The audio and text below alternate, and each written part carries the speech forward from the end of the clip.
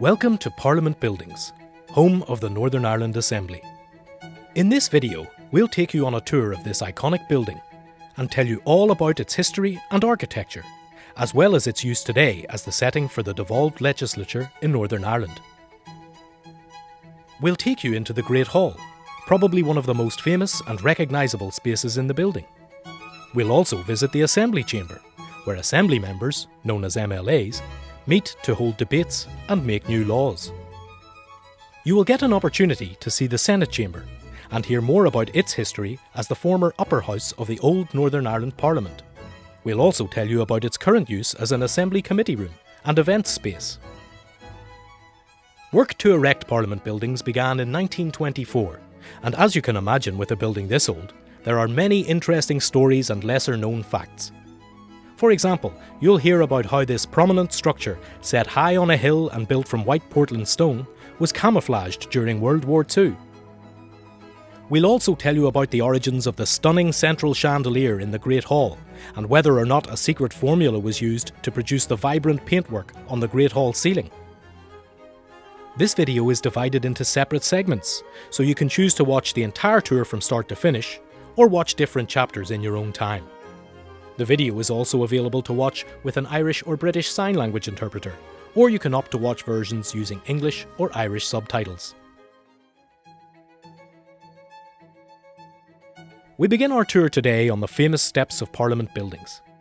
This iconic building is home to the Northern Ireland Assembly, the legislative authority for Northern Ireland, which was established under the terms of the Belfast Agreement, or the Good Friday Agreement as it is also known, in 1998. Situated in the grounds of the stunning Stormont Estate, Parliament Buildings was originally built to accommodate the newly formed Government of Northern Ireland in 1921. It was opened on the 16th of November 1932 by the then Prince of Wales, who would later become King Edward VIII. The building was designed in the Greek classical tradition by the famous Liverpool-based architect Arnold Thornley. The actual building work was undertaken by the construction company Stewart & Partners, with Sir Douglas Fox & Partners as consulting structural engineers. The original design was for 3 buildings on the site, the Parliament and 2 administration buildings, which would be joined to the Parliament building by walkways. However, rising costs during construction meant that the erection of the additional buildings was cancelled, and the plans for the Parliament building amended to include 2 further floors. The name Parliament Buildings in the plural was retained, even though there would now only be 1 building on the site. The foundation stone was laid on the 19th of May 1928 by the Governor of Northern Ireland, Lord Abercorn. Within the stone was placed a casket containing a copy of the London Times, a collection of Belfast newspapers, a copy of the Northern Ireland Parliament Official Report, or Hansard, and a coin collection. The foundations of the building are made from granite from the Mourne Mountains in County Down, and the exterior is made of Portland stone from the southern coast of England. Thornley's Greek architectural influences can be seen on the exterior of the building, with Greek motifs carved into the Portland stone.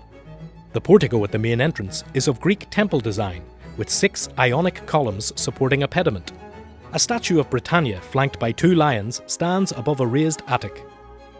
During the Second World War, Belfast was subjected to a number of air raids, and the RAF, who were using part of the building as a command centre, felt it necessary to mask the bright white Portland stone of the building. The building was camouflaged with a combination of bitumen tar and cow manure. The theory behind the cow manure was that it would help to dilute the tar and make it easier to remove after the war. The camouflage worked, and despite being only 4 miles away from the heavily bombed city centre and the shipyard, Parliament Buildings did not sustain any damage. The camouflage removal was a different story, however. It took 7 years to clean the building at the end of the war, and those with a keen eye will spot slight traces of the camouflage which remain on the stonework to this day. The Stormont Estate, in which Parliament Buildings is situated, is a popular public park, with winding nature walks, picnic areas, and a children's playground named after the late Secretary of State for Northern Ireland, Mo Mowlam. The estate, which comprises 407 acres, is also home to the sculpture Reconciliation, by the artist Josefina de Vasconcelos, which was unveiled in 2000. The imposing and iconic 12-foot bronze statue of the Unionist leader Edward Carson, who led the anti-Home Rule movement in the late 19th and early 20th centuries, looks out upon the surrounding estate. The 13-foot Irish granite plinth upon which he stands is decorated with bronze plaques, which depict episodes in his life, including the signing of the Ulster Covenant, of which he was the first signatory.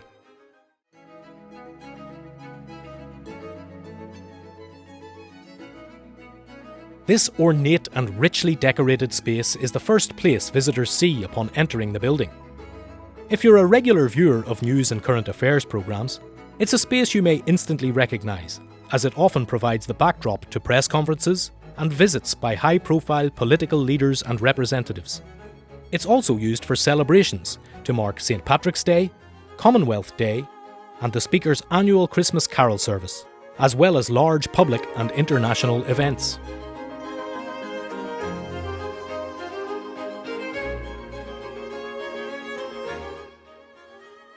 The Great Hall was designed to mirror the layout of the Westminster Parliament, with the Senate chamber on one side, the equivalent of the House of Lords, and the Assembly chamber on the opposite side, the equivalent of the House of Commons. Much of the interior of Parliament buildings is made from Italian travertine, and the Great Hall is no exception. The travertine was shipped directly from Italy, and Italian stonemasons also carved and engraved the intricate classical Greek mouldings and motifs shown throughout the Great Hall. The symmetry of the building is demonstrated throughout, with the pillars and carvings on one side of the Great Hall mirrored on the other side. The floor is made from swathes of cream, gold, and walnut Italian travertine, which is laid out in geometric patterns. Those with an eye for detail will spot that the floor reflects the pattern and design on the ceiling above. The rich and vibrant paintwork on the ceiling was produced by Heaton, Tabb and Company of London, who also painted some of the ships built by the famous Harland and Wolff Company. They subjected the paint to a special waxing process to prevent dust from adhering to it, and there's a story that its creator took this secret formula to his grave. While we can't verify this, we know that the ceiling did not require the same level of restoration as the rest of the Great Hall, which was severely smoke damaged by a major fire in 1995. The ceiling has not been repainted or modified since then, so perhaps there was a secret ingredient after all. We'll tell you more about the fire later in the tour. 5 stunning chandeliers grace the Great Hall ceiling. Made from cast iron and weighing 1/3 of a ton, the central chandelier is German in origin and dates back to around 1828. It's gilded with 24-carat gold and features solid 24-carat gold decorative eagles. The chandelier, with a twin, was hanging in the state apartments of Windsor Castle from the middle of the 19th century. It was given on long-term loan to Parliament buildings in 1932. Originally, the smaller chandeliers on either side were made from wood, plaster and gold paint. Unfortunately, they were badly damaged during the 1995 fire and couldn't be restored. The replicas hanging in the Great Hall today are made from aluminium. One of the most striking features of the Great Hall is the grand staircase, which is again made from the same Italian travertine showcased throughout most of the building. The eye-catching and intricately decorated balustrades on either side of the staircase are made from bronze. At the top of the stairs is a statue of Lord Craigavon, the first Prime Minister of Northern Ireland from 1921 to 1940. Weighing 2 tons, the statue is made from bronze and sits on a plinth of granite mined from the local Mourne Mountains. The statue stands at an imposing 6 foot 7 inches tall, and again, while we can't verify this, it is purportedly life-size.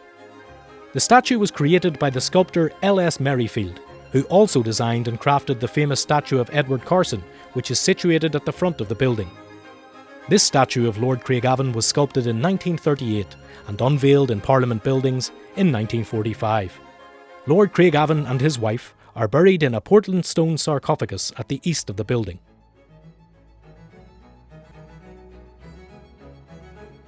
The Senate chamber was originally the upper house of the old Northern Ireland Parliament, which was prorogued in 1972. The current Northern Ireland Assembly does not have an upper house, and today the chamber is used for Assembly committee meetings and special events. The room very much reflects the design and style of the House of Lords at Westminster, including the red Morocco leather upholstery and velvet curtains. It was set out in the Westminster adversarial style, with government senators to the right of the Speaker and opposition senators to the left. There is a distinctly international flavour in the Senate chamber. The benches are made from Australian walnut, the central table is English walnut, The Speaker's chair is made from South African walnut, and the ebonised mahogany columns on either side of the chamber are from Nigeria. The window surrounds are of painted mahogany, and the glazing on the ceiling, which is intended to simulate natural light, is from Canada. The famous red dispatch boxes in the chamber were a gift from the House of Lords. The press gallery is above and behind the Speaker's chair, and the public gallery is in front. Above the public gallery, there are 3 arabesques representing agriculture, shipbuilding, and linen. These were the 3 most important industries in Northern Ireland when Parliament Buildings was opened in 1932. Locally made Irish linen damask is set into the Botticino marble around the walls of the Senate chamber. During the Second World War, Belfast faced devastating bombing raids in April and May of 1941. To address this, the No. 82 Group Fighter Command was formed specifically to protect Northern Ireland. The then senators offered the use of the Senate chamber, which was modified for the purpose with a large plotting map where the central table is today. An inscription of thanks from the Royal Air Force was later added to the Botticino marble on the press gallery balcony. The old Speaker's chair dominates the room. The upholstery bears 2 coats of arms, the Royal Coat of Arms and the Coat of Arms of Northern Ireland. The latter coat of arms still exists as a heraldic emblem, but is no longer in use. The 2 supporters featured on the chair are a lion and a now extinct beast, the famous Irish elk. The Senate chamber is home to 2 famous paintings. The first is an oil on canvas by the distinguished artist William Connor, who was appointed to paint the opening of the first Northern Ireland Parliament by King George V on the 22nd of June 1921. Of course, in 1921, Parliament Buildings had yet to be built, so this painting shows the opening, which was held in the Council Chamber at Belfast City Hall. The second painting is The House Will Divide by local artist Noel Murphy. It was unveiled in 2002 and depicts the MLAs who sat in the Northern Ireland Assembly from 1998 onwards. The portrait shows the Assembly during a division as MLAs gather to enter or leave the voting lobbies. The artist used photographs, video footage and personal sittings to paint the individual portraits. The painting was unveiled in 2003 by the then Speaker of the Northern Ireland Assembly, Lord Alderdice. You will no doubt recognise some very famous political faces from the past and the present.